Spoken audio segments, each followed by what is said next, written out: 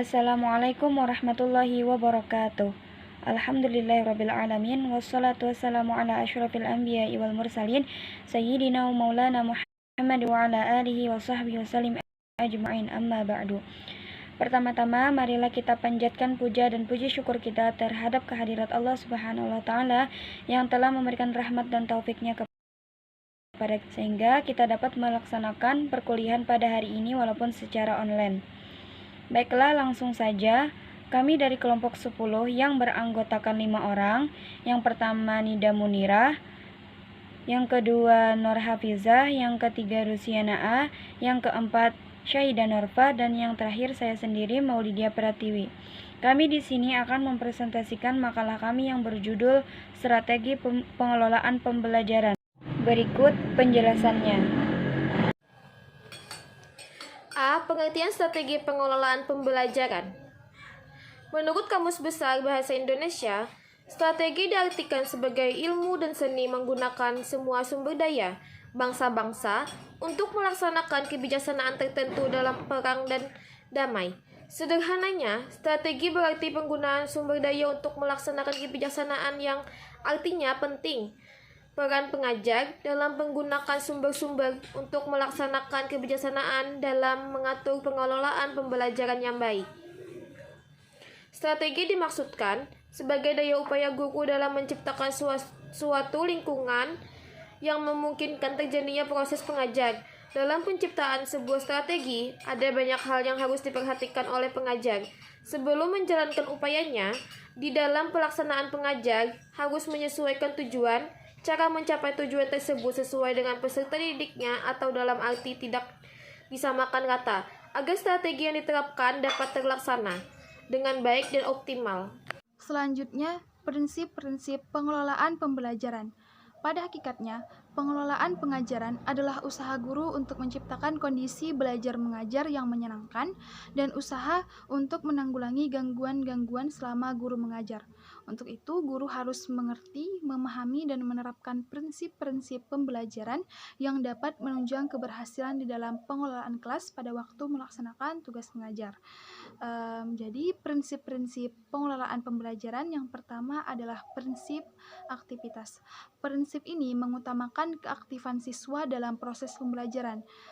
Aktivitas di sini bisa berupa aktivitas fisik maupun psikis. Kemudian yang kedua adalah prinsip motivasi. Di sini guru harus bisa memotivasi dan mendorong siswa untuk selalu semangat dalam belajar. Kemudian yang ketiga, prinsip kebebasan.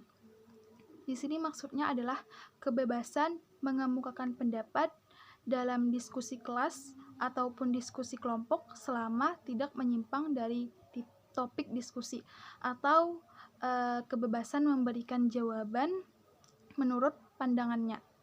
Kemudian yang keempat, prinsip peragaan. Anak didik ada kalanya mereka sulit untuk menangkap hal-hal yang bersifat abstrak. Nah, jadi untuk itu kita perlu memberikan peragaan supaya pembelajaran itu bersifat konkret. Kemudian yang kelima, prinsip kerjasama dan persaingan. Untuk keberhasilan atau untuk kemajuan dalam hidupnya, ada kalanya manusia perlu bersaing dengan sesamanya. Nah, dari kenyataan ini kemudian dijadikanlah prinsip dalam pembelajaran, yaitu prinsip kerjasama dan persaingan.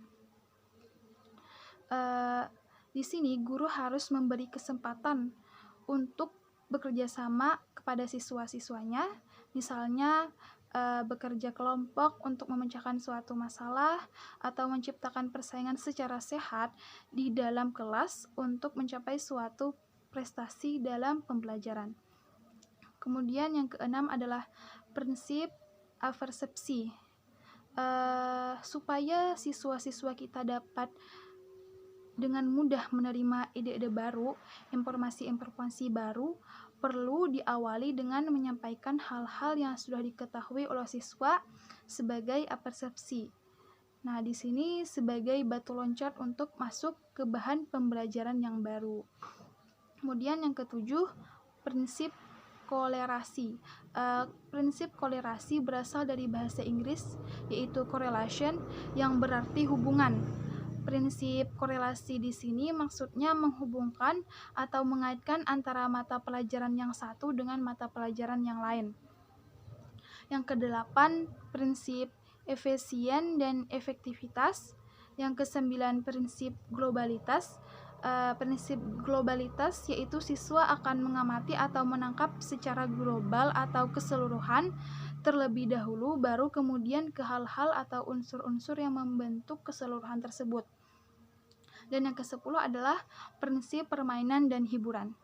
Selain prinsip-prinsip pengelolaan pembelajaran yang telah disebutkan tadi, ada lagi prinsip-prinsip pengelolaan pembelajaran lainnya. Yang pertama yaitu hangat dan antusias.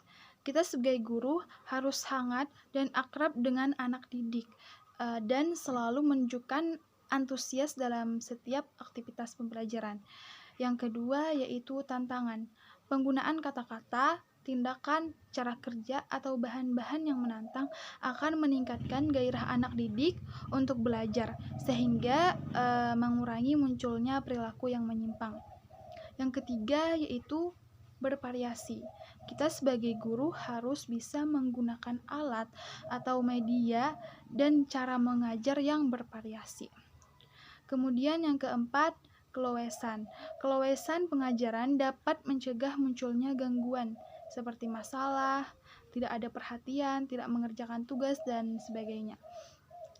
Yang kelima, penekanan pada hal-hal yang positif. Dengan pemberian penguatan yang positif dan kesadaran pendidik untuk menghindari kesalahan yang dapat mengganggu jalannya proses belajar mengajar. Dan yang terakhir, yang keenam yaitu penanaman disiplin diri. Kalau kita sebagai guru ingin anak didik kita disiplin dalam berbagai hal, maka kita sebagai guru juga harus bisa disiplin dalam berbagai hal. C. Faktor-faktor yang mempengaruhi pengelolaan pembelajaran. 1. Faktor kurikulum. 2. Faktor gedung dan sarana. 3. Faktor guru. 4. Faktor siswa. 5. Faktor dinamika. 6. Faktor lingkungan. 7. Komponen-komponen pembelajaran.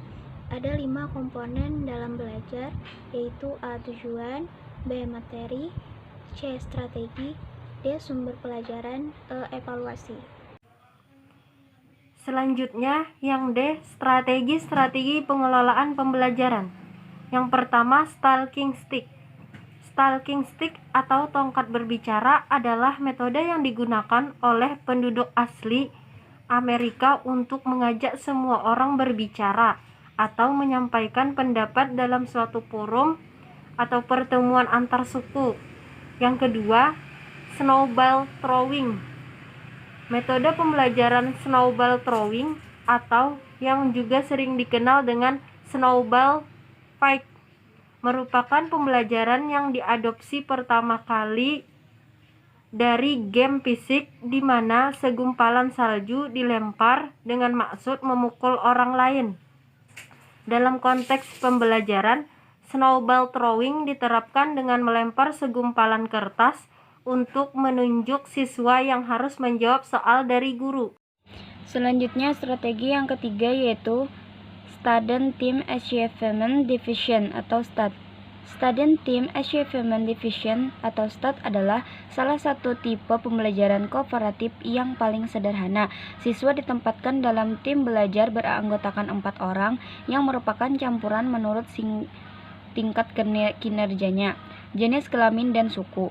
Guru menyajikan pelajaran, kemudian siswa bekerja dalam tim untuk memastikan bahwa seluruh anggota tim telah menguasai pelajaran tersebut. Akhirnya seluruh siswa dikenai kuis tentang materi itu dengan catatan saat kuis mereka tidak boleh saling membantu.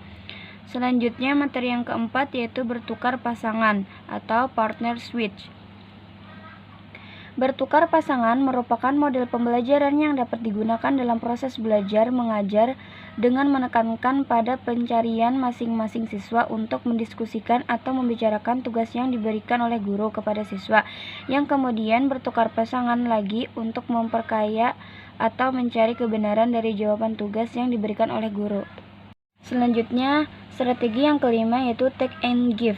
Take and give secara bahasa mempunyai arti yaitu mengambil dan memberi. Maksud dari take and give adalah metode pembelajaran ini di mana siswa mengambil dan memberi materi pelajaran pada siswa yang lainnya. Metode pembelajaran ini juga mengajarkan siswa untuk lebih aktif dalam memberikan materi, mengajarkan siswa untuk lebih menghargai satu dengan yang lainnya, dan juga siswa lebih mampu untuk memahami materi.